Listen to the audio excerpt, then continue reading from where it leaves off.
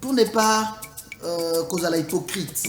Dans la télévision, la réalité n'a pas été la réalité, c'est aller au dérangement.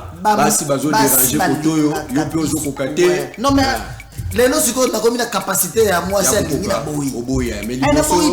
en tout cas, très bien, parce que vous avez toujours donc, les bossos, vous avez trop. T'es beaucoup trop tôt. Comment est-ce qu'on vit dans vos profitations dans le vide comme mais comme tout garçon, un jeune homme, la télévision, et surtout ceux qui ont un succès, succès à l'accompagner toujours n'a pas serre. J'étais livré. Très bien. Pendant que mon n'a pas pasteur, niveau à mon boye élevé, succès bel monde mobimba, la timukaya, pour azan. Très bien. Parce que au moins ma camion sur auto loba, ils ont enregistré. Oui bien que toujours enregistré. Ouais, c'est bon. Oui.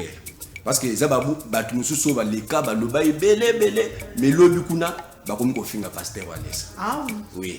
Mais oui ba que ma camion sur loba, oyo zo kumisa papa façon ndenge à transmettre Saint-Esprit na kati na yo, ndenge a sali pona kelelo ye ba nzambe, oui ba véritable nzambe. Pasteur Claude Kamundo Wallace, maloba nyo sur lobi ils ont bien enregistré. Toujours que ne muke. Les lots comme on a succès aux anangos du ciel. C'est que surtout comprendre bien qui bien au limbo bien que batunyo so bazaka batu ya kupusa pembeni te. Ouais. Faut que ça batunyo à distance. Ouais, faut que ça la batunyo. Mais eza moi remarque moko batu basali que non jeu du ciel alinga kopesa batu ba mbote te so kuti batu moi bakara na yebite ko yebisa bango nini batu bazona na biso na télévision. Peut-être batunde ba ko interpréter maramutsu mabe. Batunyo il faut aux alana bango. Mais il ne faut pas approcher batunyo. Très bien. Quand ça batumbo tété ceux qui nous le bon c'est à koselinga. Très bien. Ngana yebi marambo na isalaka parce que j'ai une conscience. On a yebi on a comme ça la montée. Ayebi effort ya vite. Le rôle la biso to salaka effort pour arriver na destinée na biso pour kutana kala ba mambo na nzela. Donc quand tu me tchala nga poison parce que nazo ki moi c'est battu. Comment j'ai bien boyé comme ça tu éliminé donner soin à likunya kaka kasite j'ai bien boyé tu éliminé toi tu peux te rendre compte mon cher ami na tu ça l'accident ya liwa nzamba bimisinga na C 207 ba tutinga na koti na sa ya mutuka ba bimisinga na za hôpital ba tia na côté à Cité Verte. Papa Wale Satinda j'étais dans une mission na musala ya balobi ke yo kendaki na bakope na yo kendaki na la télévision je te dis Papa Wale Satinda kinga Papa Wale Satinda kinga j'étais avec lui la nuit du mardi à Tindingai mercredi na kuta un accident en Nzela.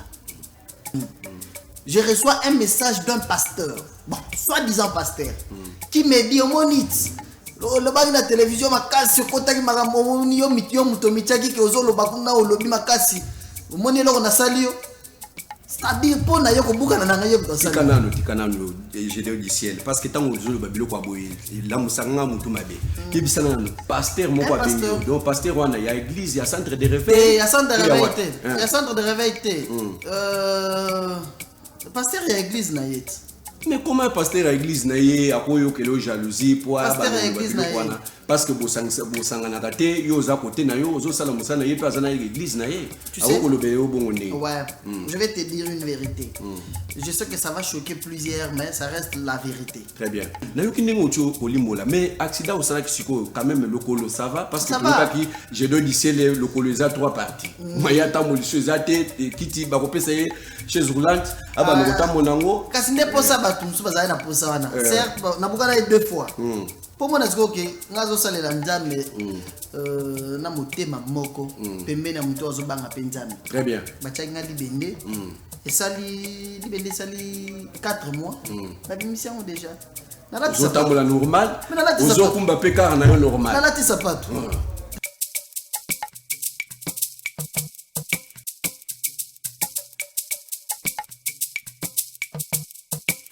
Émission oyo ezaka émission na bino bana mboka pona ke boye bandenge nini makambo kitira mboka na biso ezovolue awa na République démocratique du Congo. Voilà, fidèles téléspectateurs, merci partout dans le monde. Donc vous êtes scotchés soudés toujours na émission na bino choc culturel parce que na ibisa kabino que choc culturel de makambo. choc culturel de makambo parce que za moko ya bémission il a sabino culture mboka na biso ndenge zo évoluer pendenge nini banaliste culturel ndenge bayaka wato betaka na bango masolo poto lobela makambo mboka na biso parce que culture nde ila musaka mboka culture nde ça rapona ke mboka etelema naibisaki bien que choc culturel ezaka moko ya bémission il kaka chaque lundi na ba 16h30 rediffusion na ngizaka chaque vendredi na 15h30 tozaka mobimba wana pona ke tolakisaka bino masolo ndenge nini ezoleka na kati ya mboka na biso na pesi bino merci partout bozola na biso na Pointe Noire na Brazzaville nazolinga bino trop pe bandengo na ngai ya Poto France États-Unis na kobosa na bino te pe na zongi tina ba intérieur parce que Kinshasa ezaka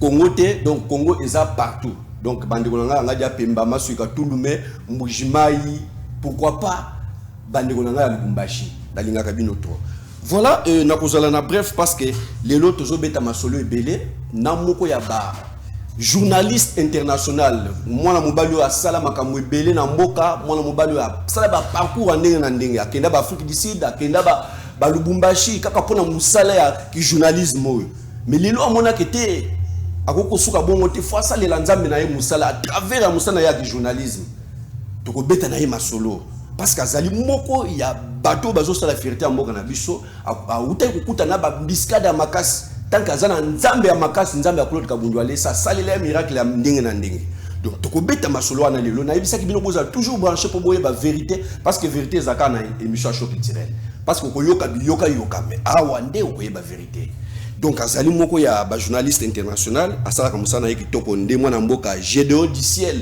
pourquoi to bien na Gédéon du ciel toko yeba awa Gédéon du ciel donc azali ya mabelete mais ya ciel tant ozoka déjà eloko ezokuta na lola eza eloko ya lipamboli na kokuta ye kotisa ye déjà poto beta masolo parce que TV zangonga et na banzi azo ya déjà mwana mobali oyo journaliste azo sala fierté ba journaliste ala tikitoko soir mwana mboka Boni bien.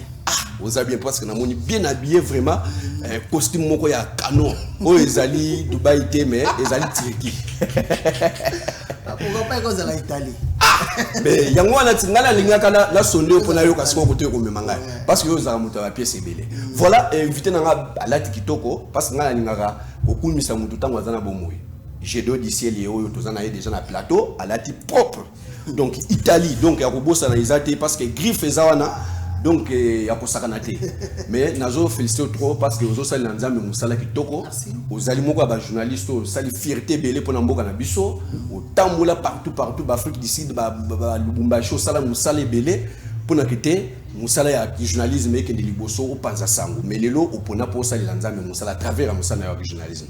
Mais il y a mieux trop une émission à choc culturel. Merci, même moi c'est un grand plaisir pour la première fois. Déjà, dans le monde lorsque vous m'avez dit que c'est Menezayo, ça va bien makasi. En tout cas, c'est Menezayo, ça va bien, et ça va bien, les autres ont bêta ma solo. Mais la base que ma solo, nous sommes bêta. La question nous sommes reposée au Rosala. Quand même libre à répondre parce que batu bazana nda kunde batu na kinga mituna te sur place au vanda musana nzambe to beta masolo Gédéon du ciel lelo na moni 4 pinés à kosakana te parce que na lo bakanzambe awale ça toujours 4 pinés donc bato ba yebela ki Gédéon du ciel que non lelo Gédéon du ciel atamola ka makolo mais ba moni 4 pinés telemi et ça va jeter en tout cas félicitations parce que musala nzambe ezalaka boy faut la propre ozala penza présentable na mission non pas seulement musala nzambe musala nyonso muto sala ka soki atie sérieux c'est possible excellence ezala très bien il faut toujours kozala l'excellence à partir à mutu si tu as de l'excellence dans ta tête nyonso rosala bien. En tout cas, vraiment, ceux qui osent ça, donc, makamouno se cause bien. Mais le lot, il y a mieux une émission à choc. C'est la base qui est aux mois, il y a journée de la femme. Où il y a batunyo se va célébrer et bazo sala makambo bien pour nakete ba pesa lokumu ya basi ndenge basi lelo toujours mona ba komo sala misala mususu oyo babanda ko sala te mibali babanda ko sala.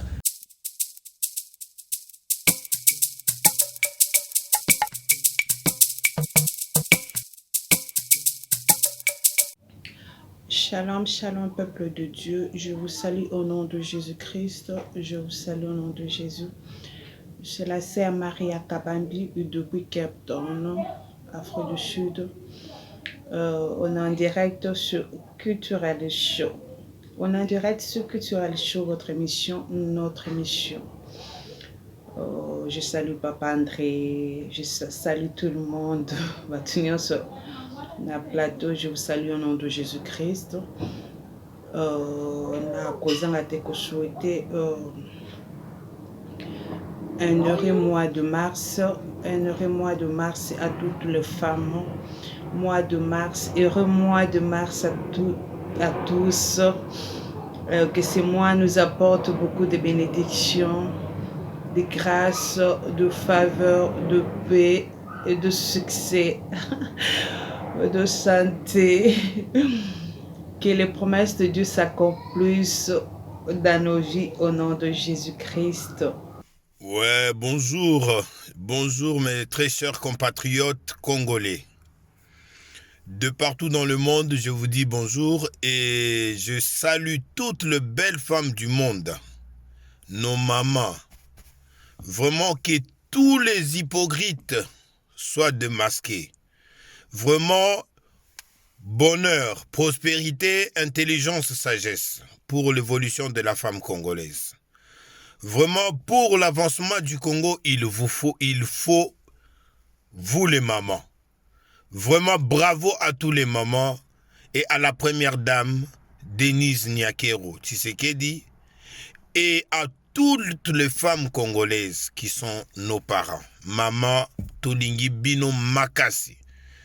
Vraiment, nazali ko passer na émission oyo ya show culturel pour na ko honorer ba maman na biso, la femme congolaise. Vraiment que du bonheur à tous. Bonjour, tous les spectateurs. Oui, à choc culturel. Puis bino ba mbote belé vraiment ba nyonso baza na kati ya plateau. Batu nyonso yo baza na kati ya plateau to pesa bino ba mbote belé vraiment. Nga komona nga esa Stéphane. Aza Stéphane na fanda na Afrique du Sud na Cape Town.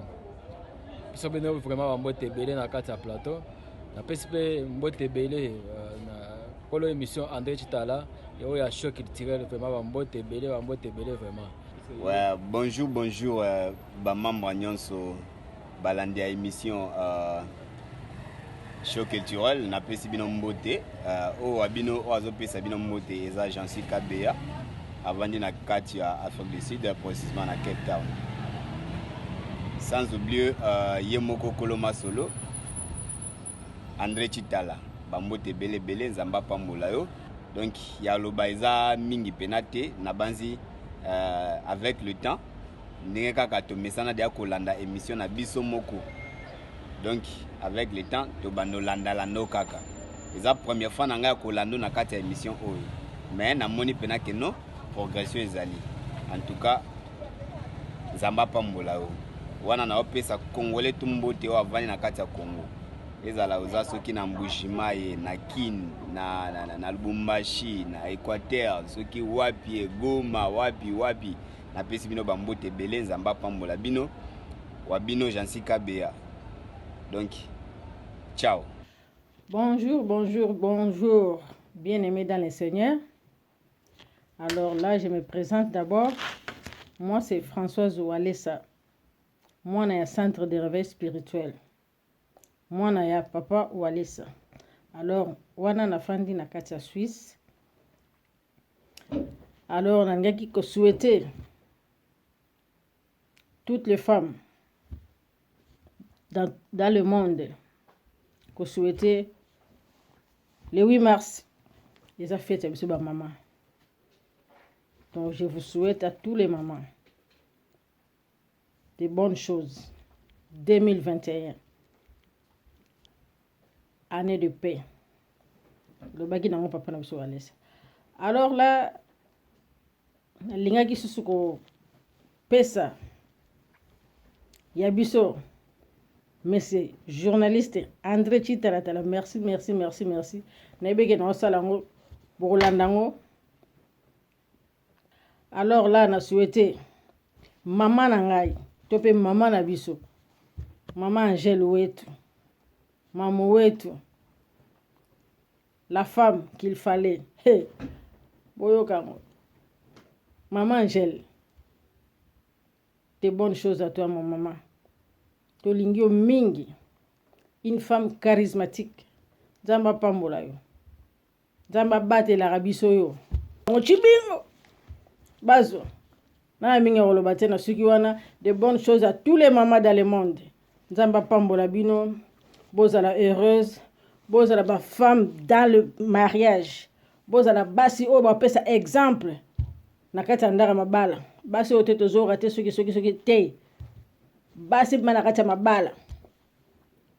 Donc biso ya msusu to ndara exemple mama na biso, mama Angèle wetu. Toza na simana. Situnga na tingami na mama Angèle. Na kangami maman. À bientôt Akine. Merci beaucoup. Que Dieu vous bénisse. Ça c'était la sœur Françoise Walesa. Moi na Walesa. Hein? Je m'appelle Panea Choubilinga. Je vais profiter de la même occasion pour nous souhaiter bonne fête à toutes les mamans. Bonne fête. Nous encourager pour l'émission Culturelle TV. Pour continuer. Nous encourager par André à continuer à Bonjour. Nous c'est couple sacré Mbouika Dima. Nous sommes dans la commune d'Engalema, quartier Pigeon. Na pesi ba bonne fête nanga na ba maman nyonso centre de réveil spirituel. Na pesi ba bonne fête journée de la femme. Na pesi équipe technique nyonso na plateau Bambo Tebele. Sans oublier papa André, sans oublier ma maman Pasteur Betty Kabundi. Na pesi binos ba bonne fête des journées de la femme. Sans oublier notre maman Angèle. Bonne fête des journées de la femme. On vous aime beaucoup. Maman Nyon sur le monde entier. Maman Belou. Bonne fête. Maman Belou. Na Paris. Bonjour. Naza Ere tellement yako landa émission épisode culturel show avec notre frère André.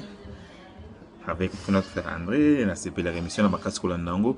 Naza Junior na Cape Town à partir de Fruticide et je suis en train de demander à tout le monde où il va la émission Nabiso ya frère André show culturel. Bon m'abonner, bon like kango et bon share kango aussi et cause la toujours malamu pona Nzambe à pambola bino et bonne journée et le 8 mois de la femme et nous encourager basignon so bonne journée Nabino, amen. Bonjour papa André Chitala, bonjour Nabalandino surtout à émission show culturel. On a profité de l'occasion pour nous souhaiter une bonne journée de la femme, sans oublier ma très chère et tendre épouse, maman Farida Sesso Kabea depuis des États-Unis, ma fille Raziel Kabea, toutes mes sœurs, Norani, Bénédicte et Marly, on a souhaité toutes mes belles sœurs, maman Nadine, maman Gidel, Maman Belinda, Maman Kelly, bonne journée de la femme na bango, Nzamba Pambola bango, Maman Bibi Kiboto, Maman Nabiso, Esika Ozali, Nzamba Pambola na musala makasi ozaro sala.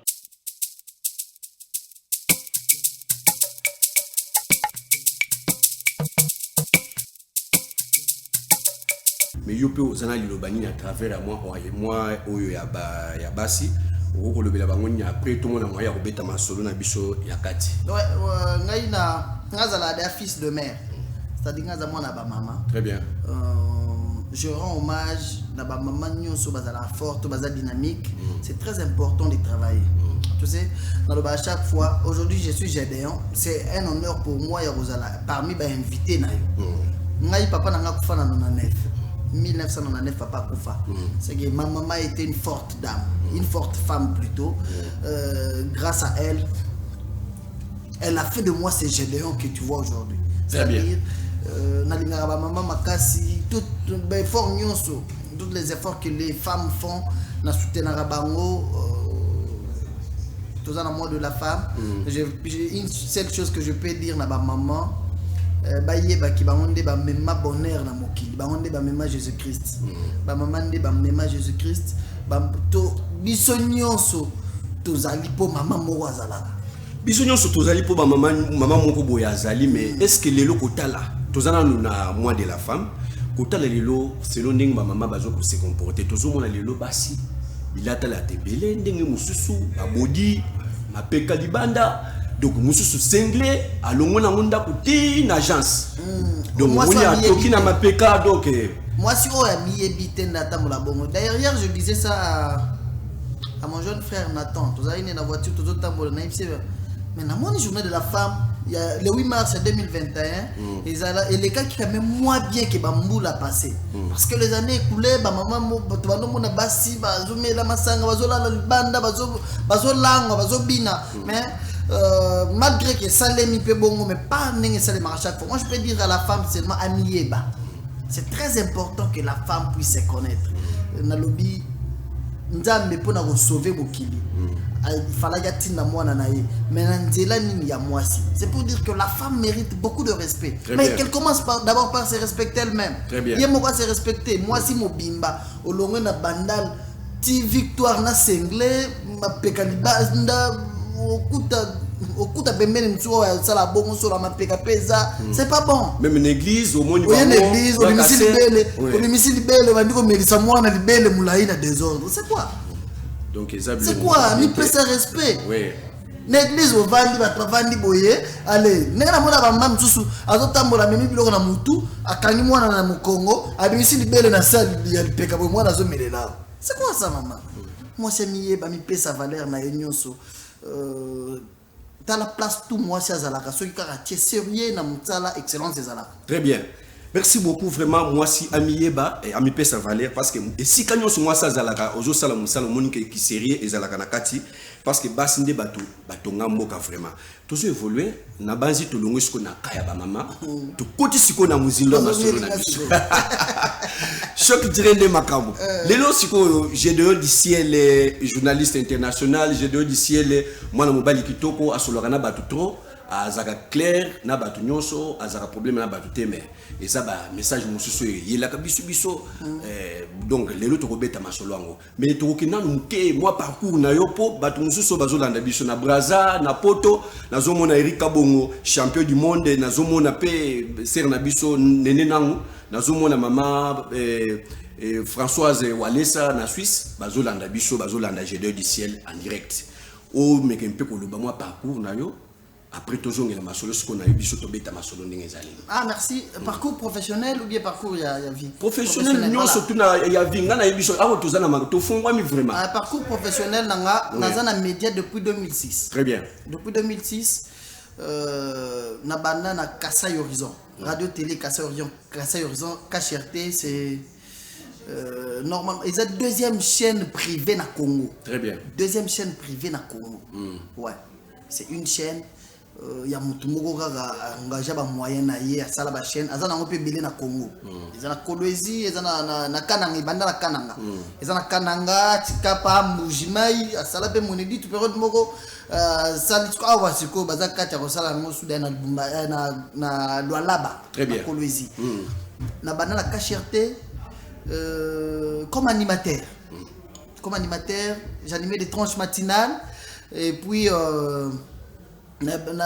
comment on s'appelle une émission de la chronique musicale Carton jaune c'est cette émission là vraiment et ça là qui comme moi j'ai déjà na makasi déjà dans Mbujimai depuis les années 2007 8 9 10 batu nyoso na bando vana bango bando benganga j'ai déjà ngakisi makasi parce que Dieu m'avait donné le succès. Quand tu as de l'excellence dans ta tête, si tu mets du sérieux dans ce que tu fais, moi je restais qu'avec des grands noms. À l'époque du gouvernement.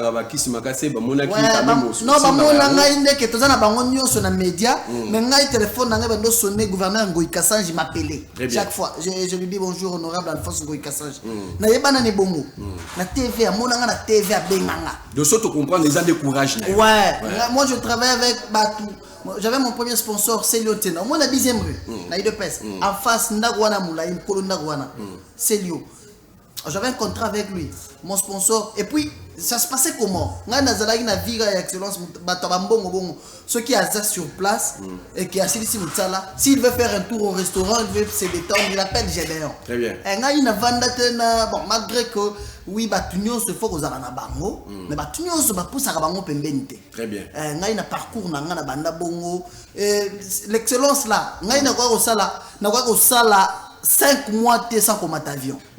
depuis na banda au matavion en 2008 tilelo. Donc avion zo mata travers musala yo. Musala na tosala. Na tia du sérieux, c'est ce qui faisait que batu nazala ina bango bando traiter je n'ai rien. Pourquoi? Parce que quand même boulot. Mais ce que bino boté sérieux, te bino bosala rayango après boté lo yenge. Et moi je me concentrais parce que je me disais déjà na kola yo orphelin. Je me disais que ça c'est du travail que je dois mettre du sérieux dans ce que j'ai fait grâce à musala oyo. C'est possible na somba pe mutuka. Très bien. C'est possible na somba pe le pas. Na dit mais comment est-ce qu'il y a des grands noms ba yemba bango ba lobela bango ba journaliste kaka ba sala na ba chaîne na bango. C'est possible nga j'ai on a sala yango pe. Et déjà sur 100% ba vision na grâce à Dieu derrière moi 40% za ka atteindre. C'est pour dire que na banda bongo et après à un moment na comprenate ba pasteur yo raisonner que nga bando ça l'émission chronique musicale mais na comment aussi ba contrat na ba pasteur. Je travaillais na ba pasteur na ba musu na boya ba contrat ba musu ba futa kanga bien te na tiki au moins ba pasteur ouais Dieu te bénisse après musala. Je te dis oui. Je travaillais ngai na sala na ba pasteur kababa. Donc osali kaka nzambe apambola. Ah osali musala cameraman boyo osali musala na yo ti esili osali émission boye mobimba. Makamzamba zo sala na mosali na ye tala après bengo na ndako bandolia na ye. Viche d'ailleurs. Yo zo sala bien. On dit que nebo nzamba pambolo yo mwana na kobenga yo c'est quoi ça?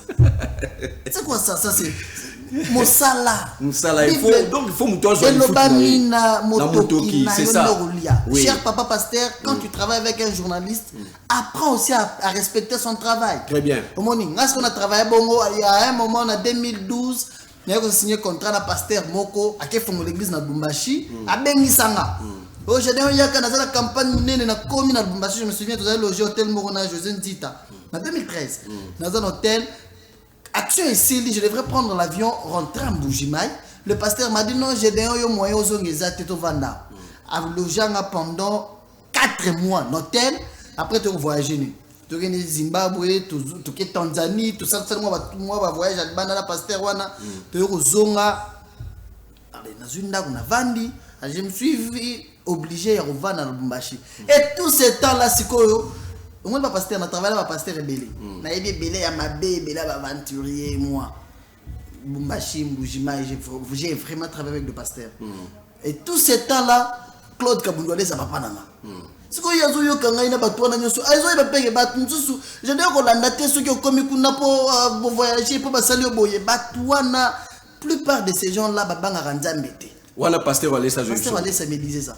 Pasteur Walesa, chaque fois quand je me croisais avec lui, s'il arrivait à Mboujimaï, n'a qu'un nara n'est sur la période où il s'est dit que Nazana Mboujimaï, n'a qu'un hôtel repris c'est bonjour, n'a qu'un succès dans Mboujimaï. Sur la côte na chambre, n'a qu'à chambre, n'est 23h01. To solo la papa moi à la tida polo, à Vandi, à Yambi Batunyo, sur tout cas tout sur live, il faut l'inganzambi. Il faut à la place Nazasko. Non, na bande ko banga po bano sala masum bebele ya moni que te walesa po azana nzambe soko pusani pembeni donc ko simba te. Je vais te dire une chose. Na bande ko banga nini? Centre de réveil spirituel, un grand ministère international déjà. Sikoyo yo tango yo ko bandela wapi? Siko nga zo mona da ndenge ba lobaka vaut mieux être premier au village que dernier en ville. Je me disais ça.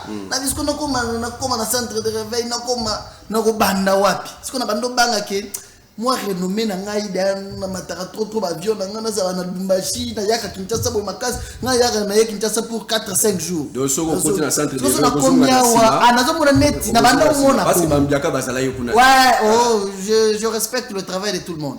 Na banda mona ke na ko bandela wapi. Chose grave. Nzamba yidi. Na se retrouver ce qu'on a Lubumbashi empoisonné. Wana battu le poison. Poison nazana point au kufa. Pasteur Walesa a pris ça. A dit moi nanga ba rumbumaye bongo. Je dis oyaka.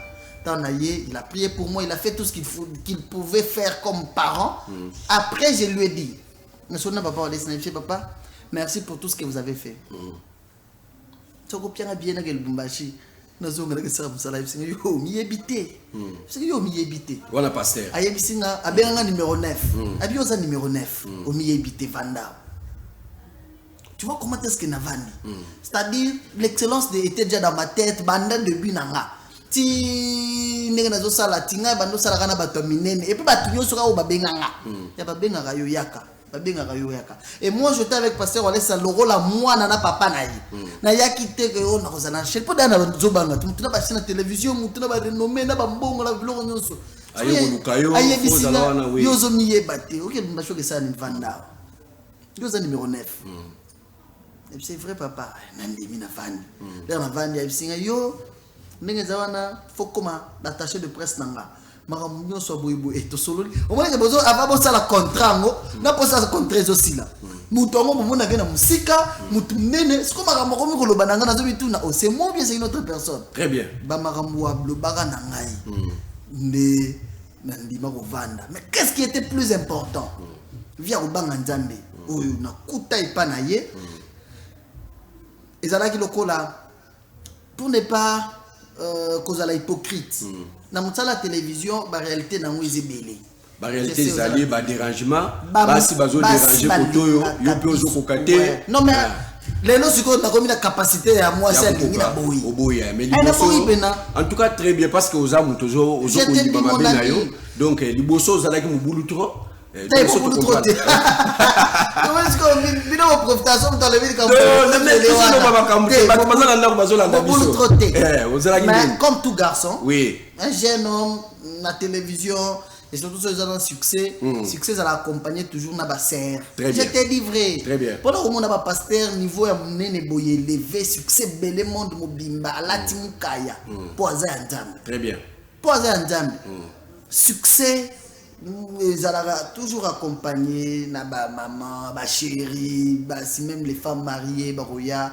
Et à cette époque-là, trop jeune, aux hommes on a dit que ça au poudre, vandi boye, film bebo, ba bengyo, ba bengyo na restaurant. Jeunesse ba nego ko sabiso. Jeunesse.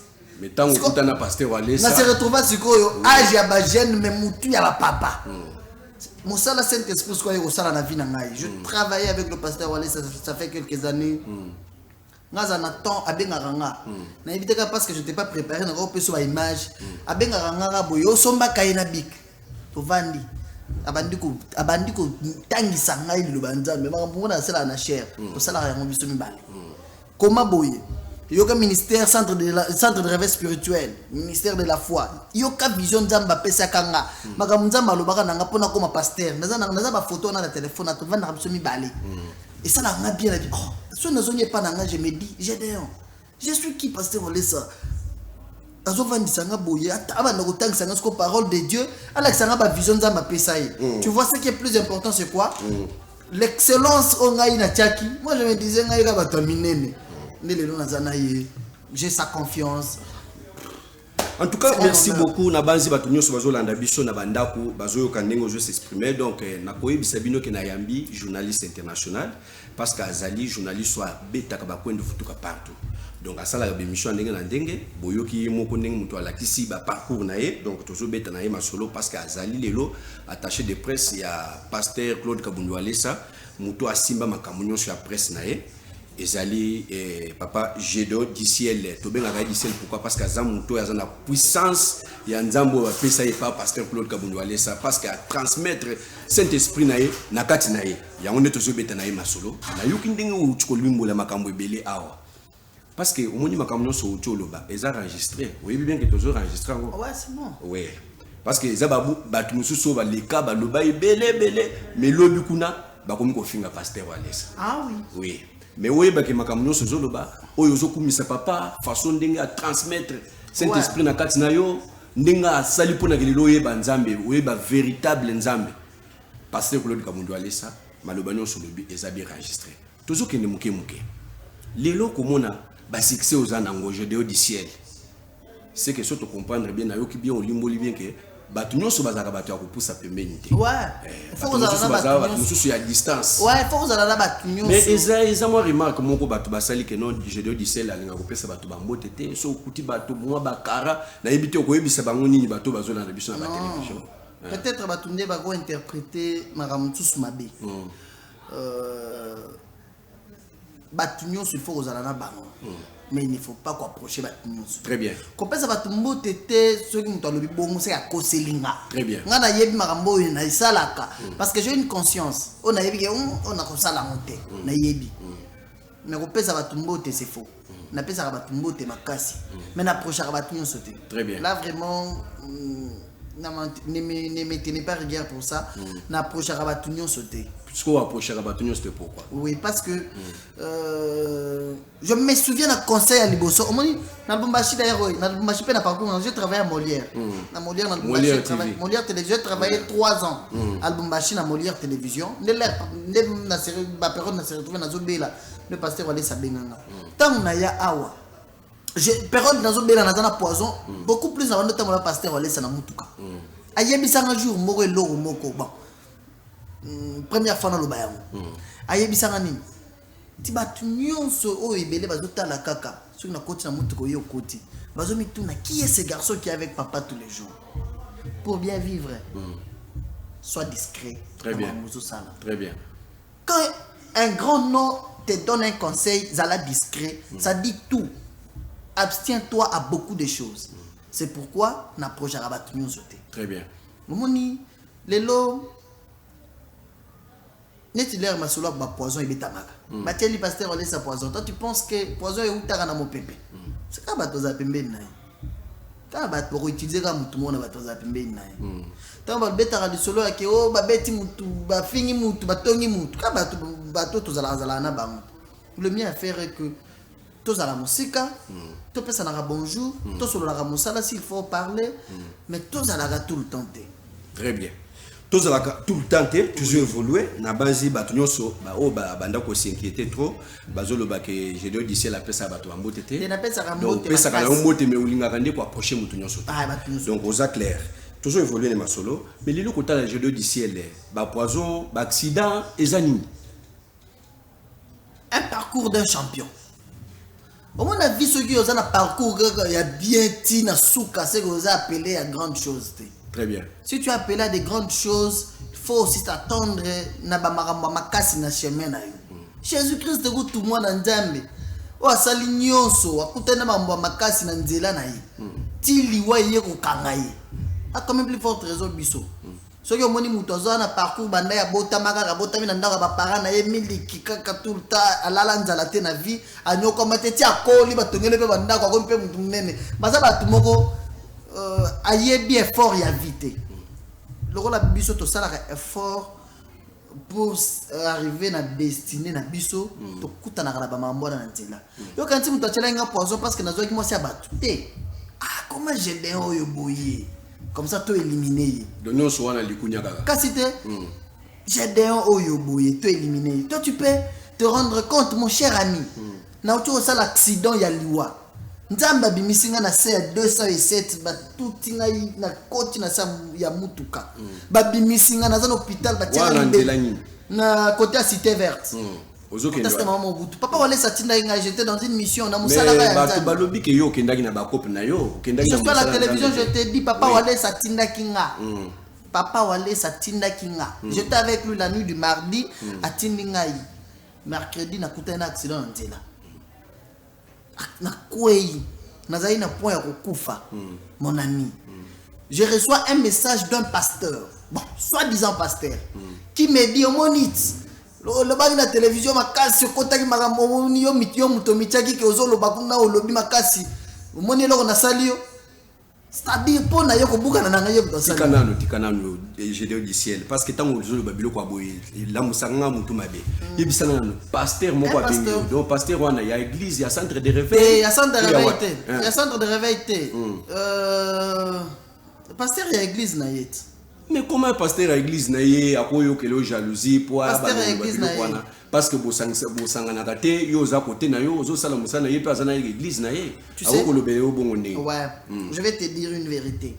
Je sais que ça va choquer plusieurs mais ça reste la vérité. Très bien. Na ina sala musala na journalisme par moment to za ba casquette ebele to lataka. Ceux qui ont casquette à communicateur, aux alentours aux salariés. Ceux qui ont casquette à porte-parole, aux alentours aux salariés. Ceux qui ont attaché des postes aux alentours aux salariés. Moi, j'ai connu un problème. Il y a un individu avant de la télévision peut-être. Pour finir un pasteur Walesa qui est mon patron. Ou bien pour finir maman Angèle, oh, il y a un patron nangai.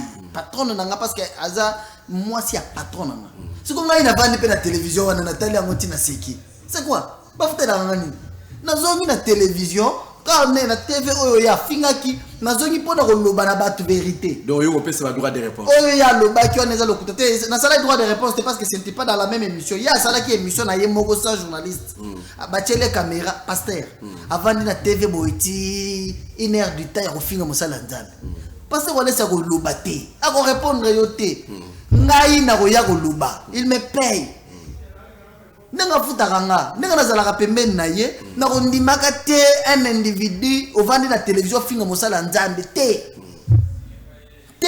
tokotika te nasala yango nasali émission nazongiseli ye kaka vérité ke makambo nyonso olobi eza lokuta yo soki ozalaki awa okendaki ezalaki mpona boye kende sala vi na yo epuis nayebisa ye naza na message tozosola nde nakomela message moko na bi tu es pasteur payen bazana no ebele sala effort gagner ba âme na bango memela bango Jésus-Christ très bien tika ko se focaliser na pasteur Walesa na loba bongo na émission akomela nga message avant na sala ba accident avant makambo nyonso ayisinga yo lokolo tenga mosapi na monoko kokutana na bato mususu na nzela na yo wala pasteur wana je te dis j'ai le message jusqu'aujourd'hui très bien na funda yete na lobe loko na loba na télévision te mais je ça akomela nga message nga moko aloba nanga yo lokolo otienga musapi na monoko okokutana na bato mususu na nzela na yo 3 semaines plus tard na sali accident kaka ye moko akomeli nga lisusu nga na hôpital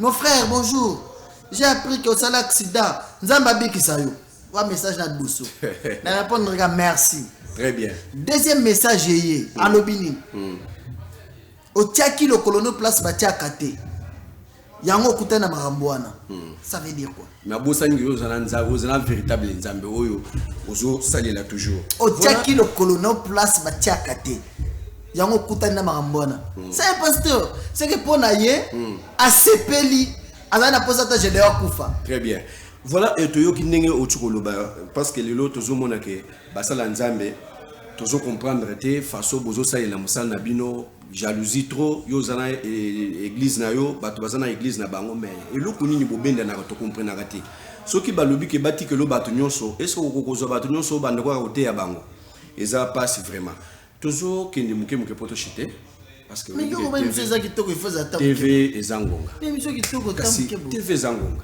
ngana koloba ndenge nini soki papa William akoko ko bakisa biso ata moi 3 minutes et que ça le biso quand même moi bien baba si biso quand même ça va merci papa William Mfuni parce que ozalaka moko ya papa oyo ke la kabiso vraiment merci trop et merci na Jonathan Ngomali pamoto merci na Devensi li passe à moi na Kingabwa parce que ta on a mon équipe oyo vraiment nazaka à l'aise toujours évoluer mon sana nzambe na yo kindenge ocho kolimbola mais accident au sana kisiko quand même lokolo ça va parce que pour qui j'ai deux lycées les lokolo za 3 parties maya ta molisho za te kiti ba kopesa ye chez Roland aba ngota monango kasi ne posa batu musu bazali na posa wana certes na bukana 2 fois pour moi naziko ke ngazo salela nzambe na motema moko pembeni ya muto azo banga penzambe très bien bachanga libende et sali libende sali 4 mois la mission déjà nalati sapato la normal ozo kumba peka na yo normal nalati sapato nalati sapato onyo so ezaka miracle ya pasteur Walesa miracle ya pasteur Walesa te pasteur Walesa sala miracle te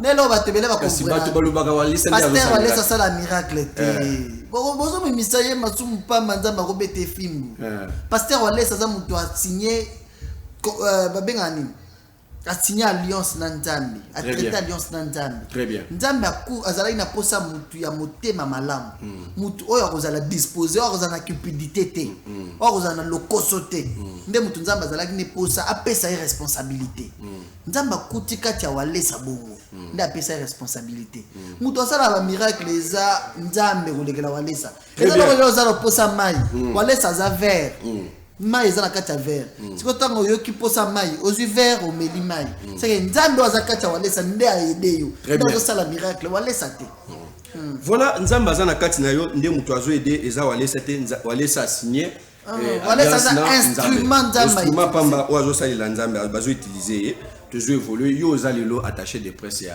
pasteur Walesa mais za ba journaliste mususu balelaka trop parce que ngana ngaki te ke natika question ana te ba komona ngane tina za injuste eza ba journaliste mosusu bazolela ke bazaka posa ya kosala émission na papa mais moi bakale ezalaka trop au juste ezali yo mais toyebi te non il y a un problème pasteur Wale ça n'est pas ndenge lelo toza ba pasteur na internet chaque jour kofinga bato kokota makambo ba musicien kokota makambo ba katier kokota te pasteur Wale ça parle quand Dieu lui a donné à parler très bien ya koloba te po ba journaliste ba ye non ba journaliste ba limbisa ngai pasteur Wale ça nde alobaka makasi te na média il ne parle pas pour ne rien dire mais ceux qui basent na posa ya ko mais difficulté au moni lelo ba pasteur bazokota tant que yo za ba pasteur bazokota na ba prison bilobela biloba lo ba pasteur musala nzambe okoti prison biloba lo ba pasteur musala nzambe bazofingo na coin bazosala lo émission il y a des émissions spéciales ba koni ko sala ba pasteur parce que bazo se maîtriser té un homme de Dieu se respecte le pasteur Wale ça parle quand Dieu lui dit qu'il y a à dire et puis avec ça la presse à lobby oh etikali bato bakelo bango etikali ba débat etikali mais ya lobby une fois très bien ngomoni net bana ne bani à lobby te na média mais soki bato baza posa ya kotuna mituna c'est que faut ba contacter oui ba contacter ba bazi na soki ya émission okopesa numéro parce que nazo mona kuna bazo tchanga pression kaka toujours pour na kengonga izamuke mais na koti que le plateau pour s'exprimer pas ba téléspectateurs et pour ndenge kozana bazi ezambala liboso te journaliste international na banzi tokoluka yo lisusu poto beta masolo parce que masolo eza ebele mais TV zangonga voilà et toza déjà na suka émission na biso na pesi merci na Céline Nseya depuis commune de Barumbu et puis merci na Divine Gessar toujours na commune ya Barumbu et puis Sophia Mutombo la patronat depuis Limete donc musala nzambe toko telema pona ke to mona moya ko si émission na rotikelo pour pesa liloba suka pe numéro de contact pour na batu nyon surtout au bazan posa ya ke ba contacter yo ba ko contacter yo et c'est pesa et puis moi liloba pour na émission choc culturel pa pe na ba maman voilà toza déjà na suka émission na sepeli trop la tikitoko na sepeli ndenge au répondre na invitation na biso ezala mbala suka te nzamba moni te otikinga ende na posa j'ai compris que c'est une grande émission, il y a des choses à dire. Très bien. Mais, tendez à mouquer. Bon, c'est là que prochaine ça là. Vraiment, j'ai compris au tikinga ende na posa parce que mademoiselle Belé, na ça parcours déjà na bandi au voyage na pasteur Wale ça. C'est parcours mademoiselle Belé to kobeta masolo tellement que TV zangonga ya yo yangwana ngana kina na tikolo plateau tellement na katikati ça doit pas TV. Voilà. Chers amis téléspectateurs, je vous aime beaucoup. Moi, c'est Gédéon du ciel. Je dis merci déjà à cette grande équipe. Ça, c'est pas mon plateau aujourd'hui, mais je suis honoré. Ça me va droit au cœur. Bonne fête à toutes les mamans. Maman Bozala toujours brave. Faites l'honneur des femmes. Maman va se respecter. Maman Bozala lui pamboli. Ngai na zana respect belé pour na bino ba maman. Et ça langa bien. Ce qui ba maman. Je m'adresse à mes amis journalistes. Les secrets de la réussite, c'est l'excellence. Si tu as l'excellence dans ta tête et tu associes Dieu dans ce que tu fais, c'est possible de réussir. Rater la vie parce que ce qui est plus important, il faut avoir l'excellence. Merci. Notre numéro de contact est 085 42 53 682 085 42 53 682. Je dis sincèrement merci à l'évangéliste Claude Kabundi Walesa pour la confiance. Merci Papa Walesa. Napesimbote Nathan Kabassel est sûrement en train de nous regarder. Napesimbote na cheval blanc. Cheval blanc Judith Kongolo. Napesimbote la grande sœur de Chiquita Kongolo. Merci à vous.